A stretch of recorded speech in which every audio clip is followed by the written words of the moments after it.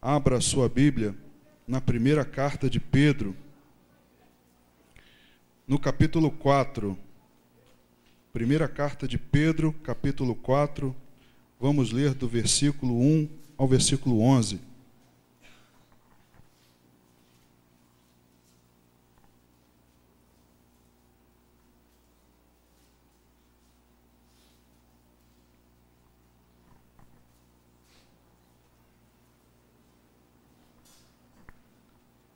Primeira carta de Pedro, capítulo 4, do versículo 1 ao 11. Diz assim: Ora, tendo Cristo sofrido na carne, armai-vos também vós do mesmo pensamento. Pois aquele que sofreu na carne deixou o pecado, para que, no tempo que vos resta na carne, já não vivais de acordo com as paixões dos homens, mas segundo a vontade de Deus. Porque basta o tempo decorrido para terdes executado a vontade dos gentios, tendo andado em dissoluções, concupiscências, borracheiras, orgias, bebedices e em detestáveis idolatrias.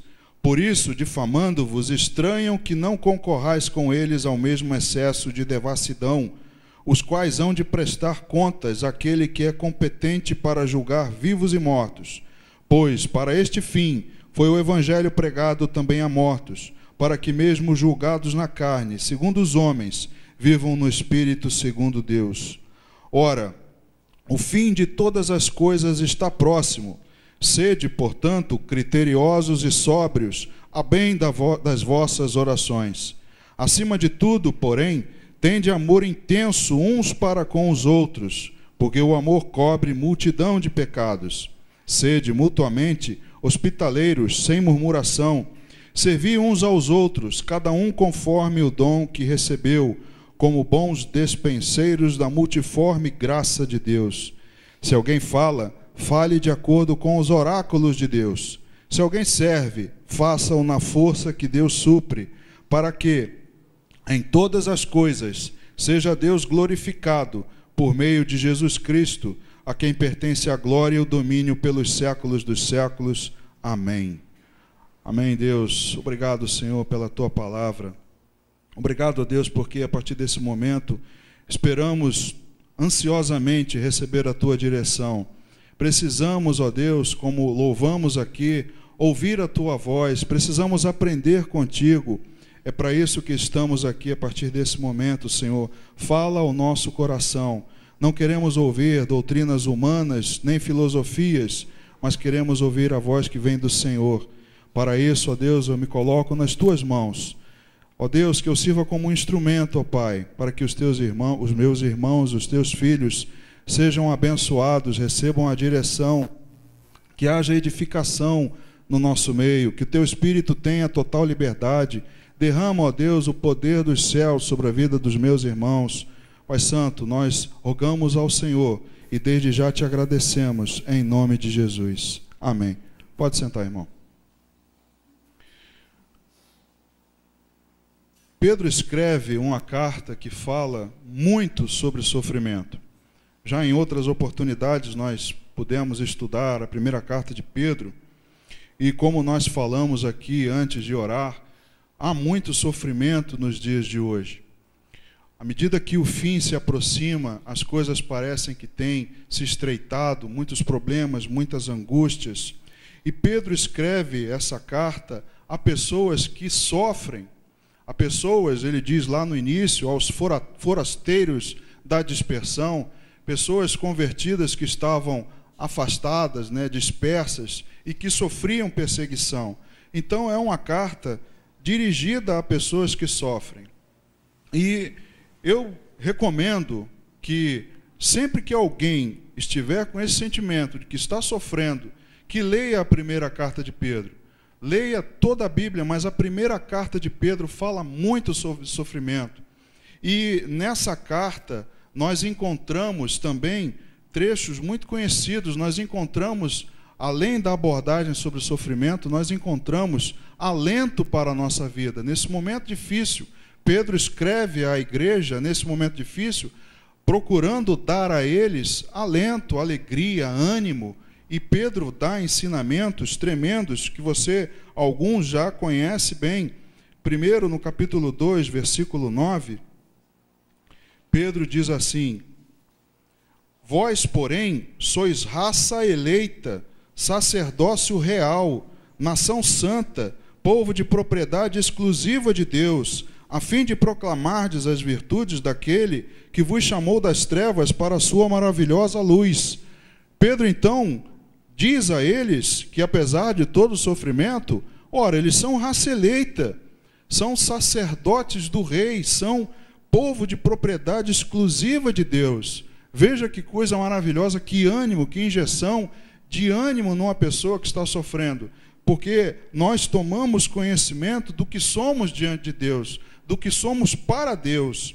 Um outro trecho que também é muito conhecido, está no capítulo 3, do versículo 1 ao 7, diz assim: mulheres, sede vós igualmente submissas a vosso próprio marido, para que, se ele ainda não obedece à palavra, seja ganho, sem palavra alguma, por meio do procedimento de sua esposa, ao observar o vosso honesto comportamento cheio de temor. Não seja o adorno da esposa o que é exterior, como frisado de cabelos, adereços de ouro, aparato de vestuário. Seja, porém, o homem interior do coração, unido ao incorruptível trajo de um espírito manso e tranquilo, que é de grande valor diante de Deus. Pois, assim também que a si mesmas se ataviaram outrora as santas mulheres que esperavam em Deus, estando submissas ao seu próprio marido, como fazia Sara, que obedeceu a Abraão, chamando-lhe Senhor, da qual vós vos tornastes filhas, praticando o bem e não temendo perturbação alguma. Maridos, vós igualmente vivei a vida comum do lar, com discernimento e tendo consideração para com a vossa mulher, como parte mais frágil, tratai-a com dignidade, porque sois juntamente herdeiros da mesma graça de vida, para que não se interrompam as vossas orações. Pedro, então, explica o porquê a mulher que tem um marido que ainda não é convertido deve se submeter a ele. Então, fala da submissão dela ao seu marido e também de como o marido deve tratá-la. Igualmente, com respeito, com discernimento, tratando ela com dignidade, considerando ela como parte mais frágil. E veja o fim, para que não se interrompam as vossas orações. Pedro, então, dá direção, dá ensinamentos. Outra, que nós não devemos sofrer por sermos pecadores. Pedro fala de sofrimento, mas recomenda que nós não soframos pelo pecado, mas sim por Cristo. No capítulo 4, do versículo 14 e 15, ele diz: se pelo nome de Cristo sois injuriados, bem-aventurados sois, porque sobre vós repousa o Espírito da glória e de Deus. Não sofra, porém, nenhum de vós como assassino, ou ladrão, ou malfeitor, ou como quem se intromete em negócios de outrem. No 16 ele diz: mas se sofrer como cristão, não se envergonhe disso, antes glorifique a Deus com esse nome. Pedro fala sobre sofrimento, mas diz: ora, se vocês não estão sofrendo porque praticaram o mal, porque são assassinos, malfeitores, se vocês estão sofrendo por causa de Cristo, é agradável a Deus. Ele diz na mesma carta que se eles somos esbofeteados por causa dos nossos erros, ora, que vantagem há? Você errou e está recebendo a punição do seu erro. Mas se somos esbofeteados por causa de Cristo, isso é agradável, porque Cristo também padeceu por nós. Então Pedro ensina sobre sofrimento. No último capítulo, do versículo 6 ao 9, ele diz: humilhai-vos, portanto, sob a poderosa mão de Deus, para que ele em tempo oportuno vos exalte, lançando sobre ele toda a vossa ansiedade, porque ele tem cuidado de vós. Sede sóbrios e vigilantes. O diabo, vosso adversário, anda em derredor, como leão que ruge, procurando alguém para devorar. Resisti-lhes firmes na fé, certos de que sofrimentos iguais aos vossos estão se cumprindo na vossa irmandade, espalhada pelo mundo. No 5 ele diz que nós devemos nos cingir de humildade, porque Deus resiste aos soberbos, contudo aos humildes concede a sua graça. Então veja quantos ensinamentos Pedro nos dá, que nosso adversário anda à espreita. Pedro, então, fala a pessoas que estão sofrendo, mas dá a ela ensinamentos, dá a ela alento, dá ânimo, dá uma injeção de ânimo.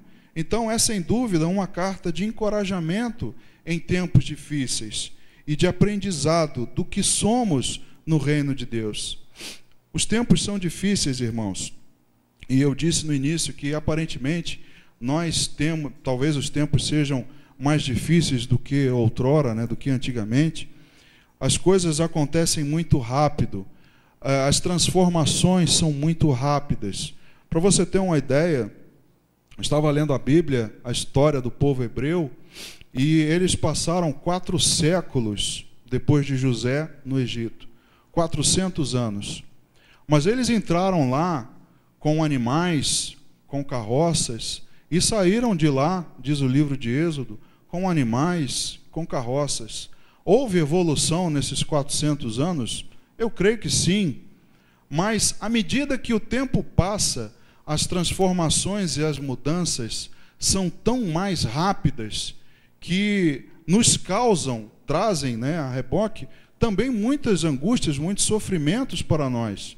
Para você ter uma ideia, no início desse século, eu vi isso outro dia e fiquei pensando, no início do século passado, nós começamos o século em cima de uma carroça também, em 1900.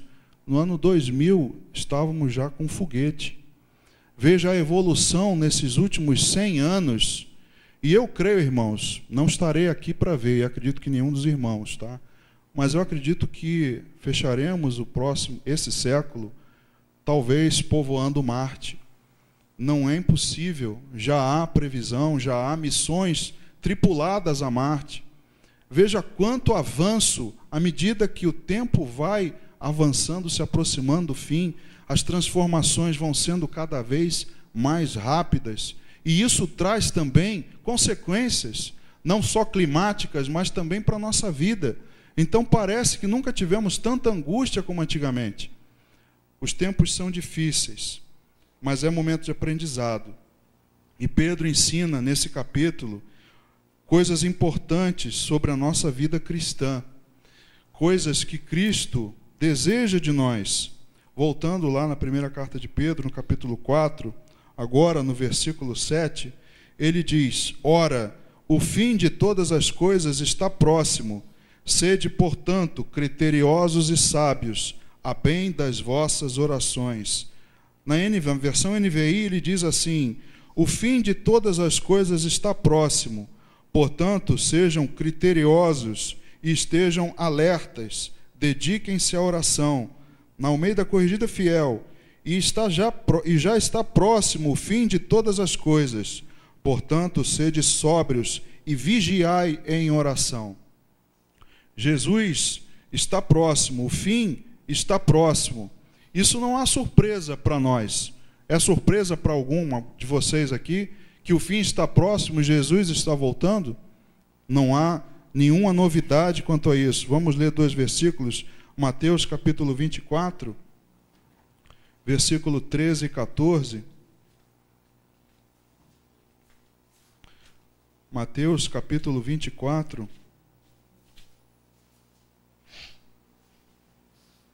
versículo 13 e 14. Aquele, porém, que perseverar até o fim, esse será salvo. E será pregado este evangelho do reino por todo o mundo, para testemunho a todas as nações. Então virá o fim. O fim se aproxima porque o evangelho tem sido pregado por todo o mundo. O evangelho tem expandido. Hebreus capítulo 10, versículo 25. Veja o que diz a carta aos Hebreus, capítulo 10, versículo 25. Diz assim: não deixemos de congregar-nos, como é costume de alguns. Antes façamos admoestações, e tanto mais quanto vedes que o dia se aproxima. Você tem visto que o dia se aproxima? e você tem visto que alguns ainda continuam deixando de congregar, ainda há pessoas deixando de congregar, achando que podem congregar em casa, que podem ser igreja em casa. Paulo faz advertência a respeito do fim dos tempos, que nos fins dos tempos os homens seriam jactanciosos, arrogantes, mais amantes das paixões e dos prazeres. Paulo faz diversos alertas a respeito dos fins dos tempos. Então isso não é nenhuma surpresa para nós, que o fim está chegando. Mas o que ele diz em seguida, na primeira carta de Pedro, é extremamente importante para nós, como nós já lemos: vigilância e oração. Ainda que você tenha outras versões, na minha ele diz: criteriosos e sóbrios a bem das vossas orações. Não importa qual a sua versão, mas o que ele diz é critério e vigilância em oração. Isso é o que Jesus deseja, que é tão importante, que Pedro volta a repetir, como nós lemos: sede sóbrios e vigilantes. Essa palavra do grego era até uma das variações dela, era usado para a abstinência da bebida forte. Ser sóbrio, ser criterioso, ser uma pessoa equilibrada, saber tomar as decisões, agir com critério, porque antes da sua vinda é o que ele deseja para nós, que nós sejamos criteriosos, que nós sejamos sóbrios, vigilantes em oração. Jesus deseja isso para nós. É assim que ele quer nos encontrar, atentos, alertas. E por que é importante ter critério? Por que você acha que é importante quando você diz assim: não, é necessário ter critério? Qual é o critério para uma pessoa ser admitida numa empresa? Qual o critério para você escolher o seu marido ou a sua esposa? Qual o critério para você comprar o seu carro? Quando você diz assim: não, fulano é bem criterioso. Amado, critério é ter parâmetros. Você é escolhido numa empresa porque a empresa tem parâmetros. Eu quero uma pessoa com esse perfil. E com esse critério, ela vai escolher a pessoa. Você escolhe um carro porque você tem o seu critério. Eu quero um carro com esse motor, com esse combustível, com esse porta-mala, assim, assim, assado. Então você é criterioso porque você tem parâmetros para decidir, para tomar a sua decisão. Quando você diz: não, o pastor Maurício é muito criterioso, ele é criterioso porque ele tem parâmetros para ele comparar. Então, quando você é criterioso, é porque você tem parâmetros para escolher. Às vezes, eu tenho a impressão, não tenho certeza, que quando dizem assim que a pessoa é cri-cri, eu acho que é por causa de critério. Porque se você tem critério, se você é cri-cri, é chato, é porque você tem o seu critério, ela tem os seus parâmetros. E em tudo você vai fazer as suas escolhas comparando com os seus parâmetros. Então é necessário, Pedro alerta para que as condutas fossem voltadas para os parâmetros de Cristo. No capítulo 4, do 1 ao 5, diz assim: ora, tendo Cristo sofrido na carne, armai-vos também vós do mesmo pensamento. Pois aquele que sofreu na carne deixou o pecado. Veja o critério.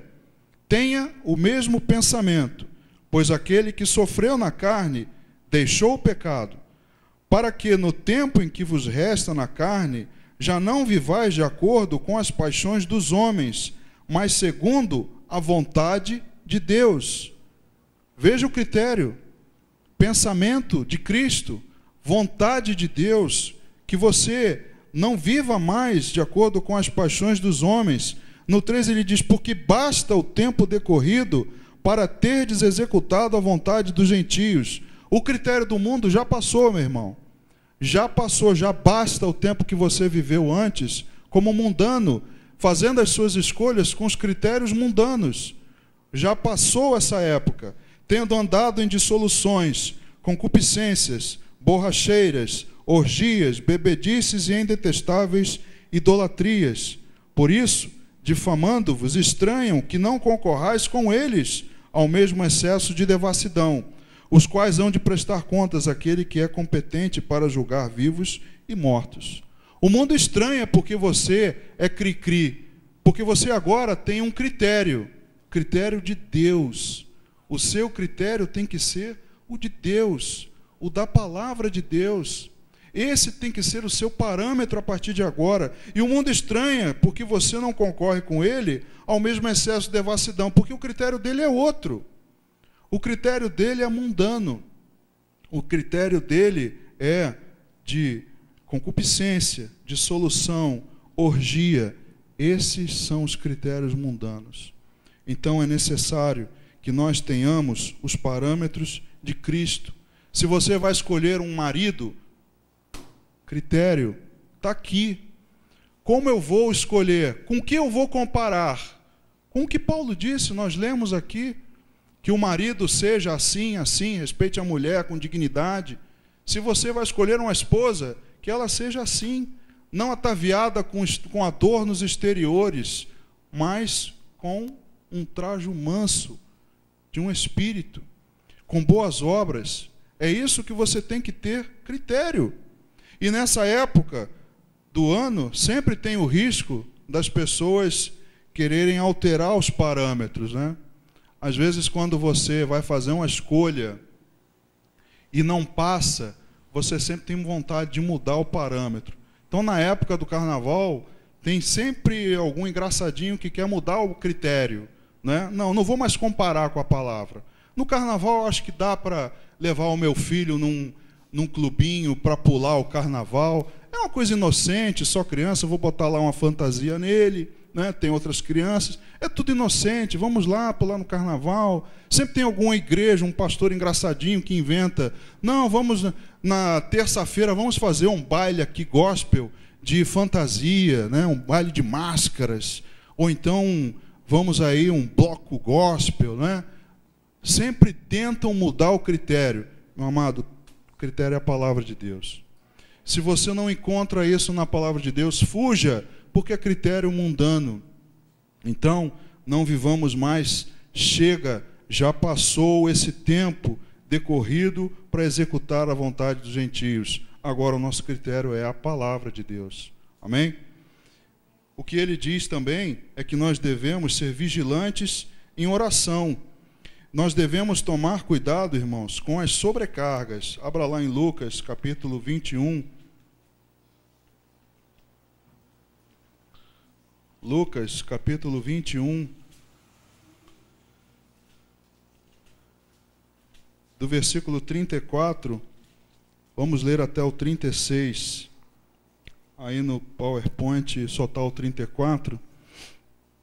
Lucas, capítulo 21, do 34 ao 36, diz assim: acautelai-vos por vós mesmos, para que nunca vos suceda que o vosso coração fique sobrecarregado com as consequências da orgia, da embriaguez e das preocupações deste mundo, e para que aquele dia não venha sobre vós repentinamente como um laço, pois há de sobrevir a todos os que vivem sobre a face da terra.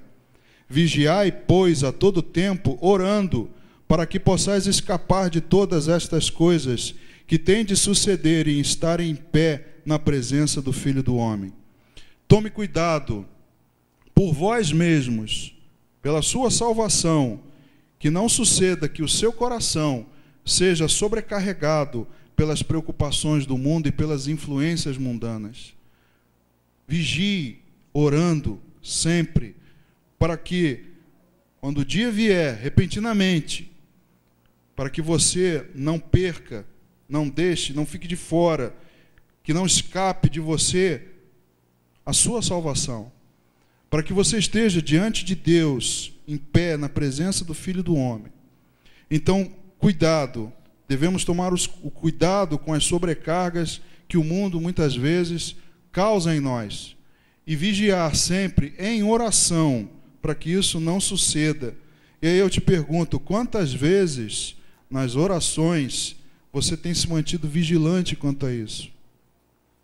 Às vezes a gente esquece na nossa oração de olhar para isso.